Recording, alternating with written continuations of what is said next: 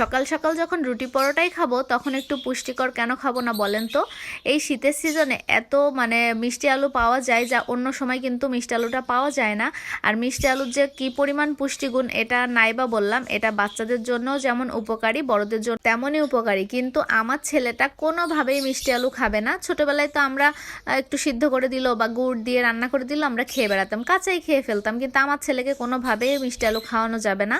তো তার জন্য এই অভিনব পদ্ধতি, আমি মিষ্টি আলু দিয়ে এখন পরোটা তৈরি করে নিচ্ছি। আর এই পরোটাটা কিন্তু সে খুব সোনা মুখ করেই খায়, জানে যে মিষ্টি আলুর পরোটা, তারপরেও সে খায়, কারণ এটা খেতে কিন্তু অসম্ভব মজা।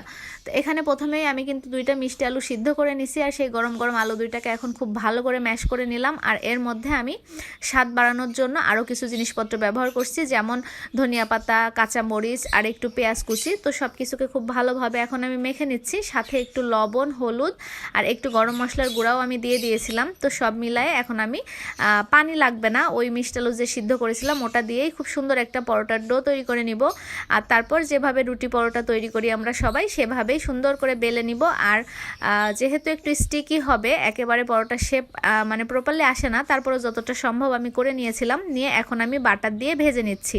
আর ভাজার সময় কিন্তু খুব সুন্দর একটা স্মেল আসতেছে, কারণ এর মধ্যে দেয়া আছে ধনিয়া পাতা।